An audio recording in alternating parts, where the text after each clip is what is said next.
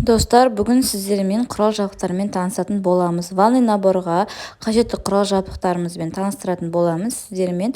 Мінекей осындай сухой пигмент қажет болады бізге. Осындай сухой неше түрлері болады. Мынау бізде жидкий колер, осындай колер қажет болады. Одан кейін осындай скотч қажет болады. Бұл бізде молттарымызды тазалау үшін өте қажет болады. Және де осындай үлкен және кішкентай ыдыстарымыз қажет болады. Келесі кезекте бізде осындай таяқшалар қажет болады, және де осындай лак қажет болады, жұмысымыз біткеннен кейін жидкий паталь қажет болады, көріп тұрғандарыңыздай, және де осындай листовой паталь қажет болады бізге. Бұны техника жасағанда қолданатын боламыз.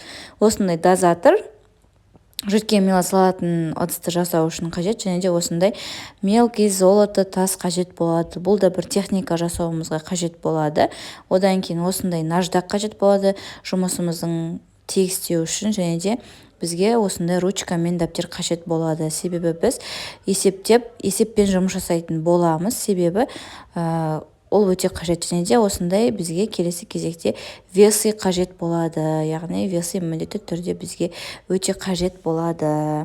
Және де біз осындай жаңағы ванный набор жасау үшін, декоративті бұйымдар жасау үшін бізде осындай молттар қажет болады. Осының барлығы қарасаңыздар, мынау бізде шкатулка жаңағын для ухачистка, соған арналған молдымыз бізде бұл.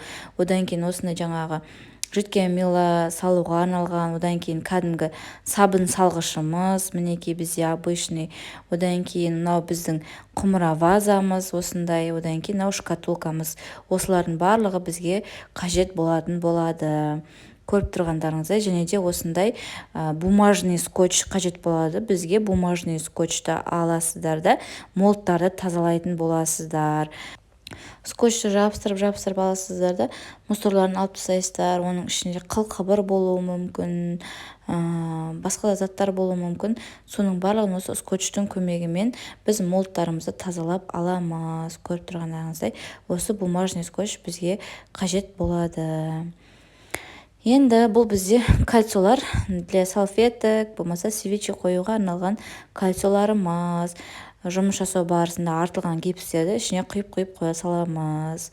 Болды, және де бізге керегі осындай G16 гипсі қажет болады. Высококомпрошный гипс бізге қажет, және де су қажет болады. Мінекей барлық осы құрал-жабдықтарымыз бізде осы.